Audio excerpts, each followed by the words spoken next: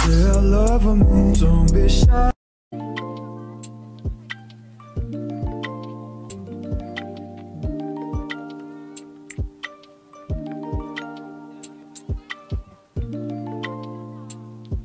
Hello guys! Welcome back to my YouTube channel!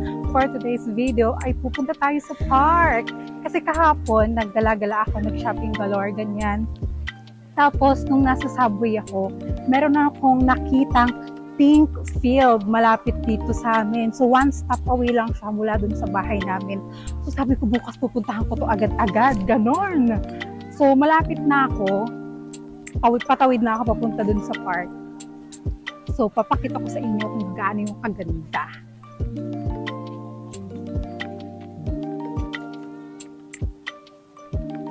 Actually, mainit pa. Anong oras pa lang? 3 o'clock. Pero sobrang init. Buti nga mainit ngayon eh.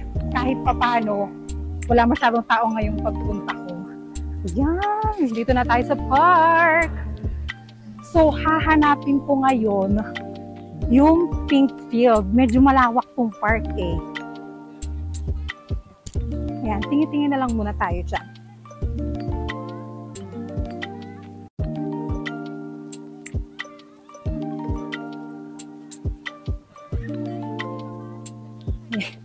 May nakatambay doon. Alam niyo ba, isa to sa gusto ko dito sa China. Kasi kahit saan ka pumunta, na maliit man yan na village, or malaki, meron silang sariling park sa loob. Bukod pa yung mga nearby parks, yung mga public parks. Kaya super safe dito maglakad-lakad sa gabi, ganyan, or sa umaga, kasi hindi ka mag-worry kung masagasaan ka or merong mga masasamang tao. Kasi maraming CCTV dito. Ito yung daanan ng subway na sa taas. Parang hindi subway yung tawag dyan, metro, ganon.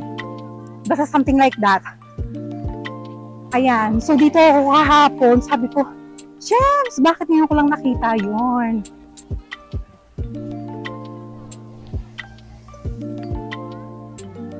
Ang init, pero sige, tiis ganda tayo. Meron akong payong. Kaya lang, ang pangit kasi pag nagpayong ako, di ba?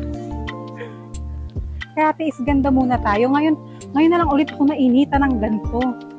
Kasi, yung mga nakaraan, sobrang lamig, umuulan, ayokong lumabas.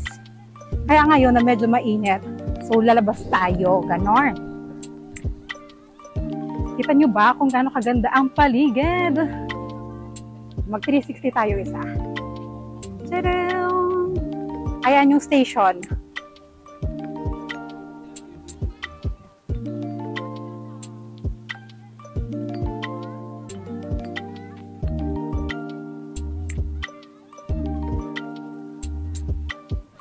Ganda talaga dito. Alam ko medyo malayo-layo pa ako ng konti. Siguro mga kalahating kilometro pa yung lalakarin ko bago ko makarating doon.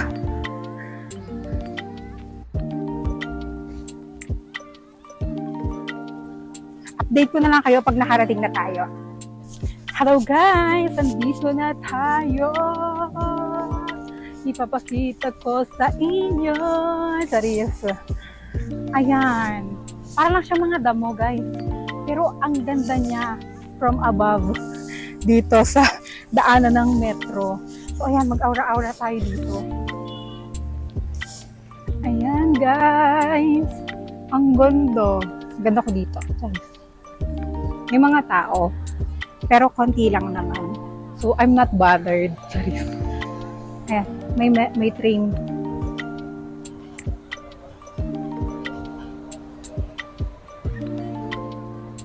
Ayan, may mga tao na guys.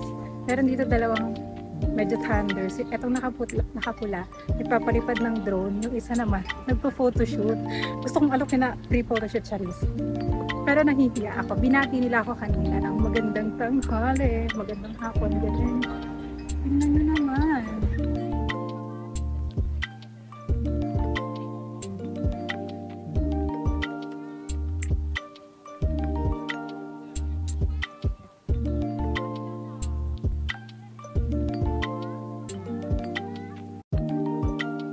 Sa clip na to guys, nakalimutan kong i-on yung mic ko kaya wala siyang sound, wala siyang boses. Pero sasabihin ko sa inyo kung ano yung sinasabi ko dito. So sabi ko dyan ay hindi ako sanay sa damo kasi medyo sensitive yung balat ko kaya mabilis akong mangate. Pero dahil ginusto ko to, so magtitiis ganda ako dito.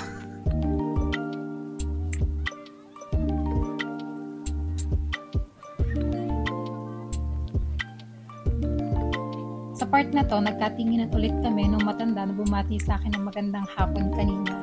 Sinabihan ko siya na ang ganda ng ayos niya, and then sinabihan niya rin ako na ang ganda ko rin daw. Sabi!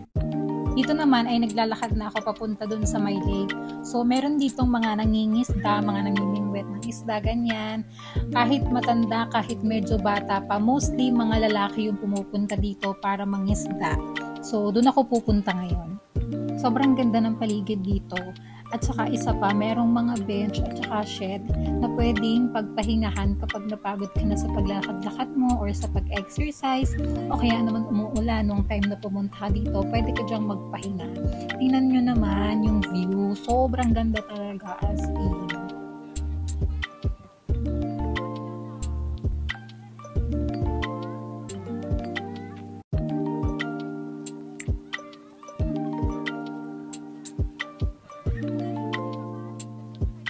Ito yung lake. Diba? Nakakasilaw. Dito naman yung lake na merong mga namimingwit. So, madalas, bandang paggabi na merong namimingwit dyan. Kapag medyo araw, konti-konti lang yung mga tao dito.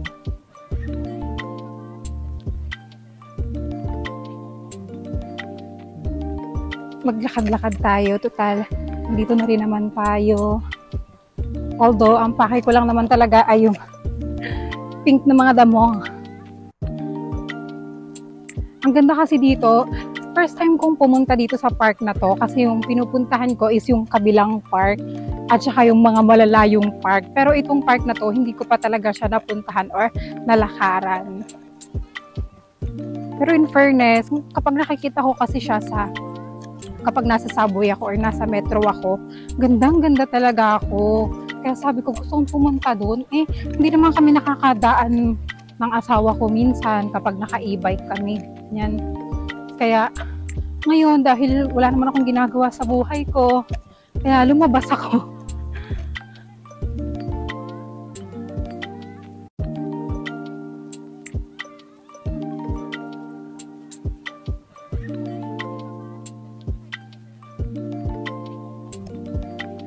Para akong nagpa-fashion show dito.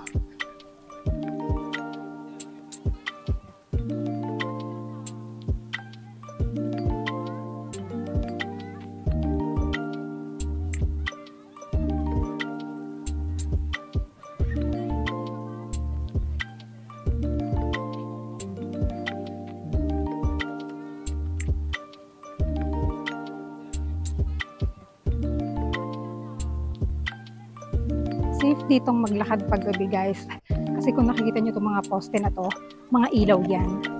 Kaya hindi madilim, hindi ka matatakot maglakad ng mag-isa dito. Tignan nyo naman kung gaano kagandang tanawin yan. Kung nandito ang bahay mo, 'di ba?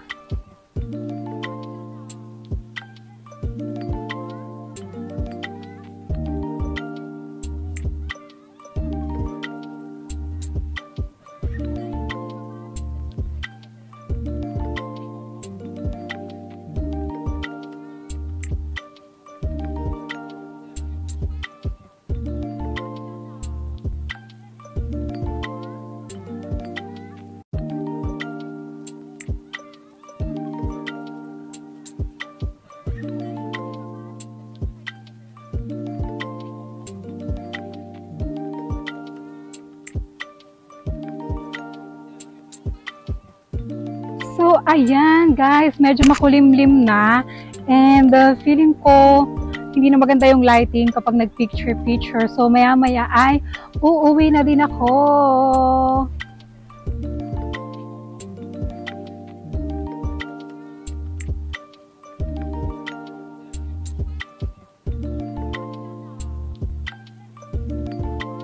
And that's it for today's vlog, guys. I hope to see you on the next one. Please don't forget to like, share, and subscribe. 再见。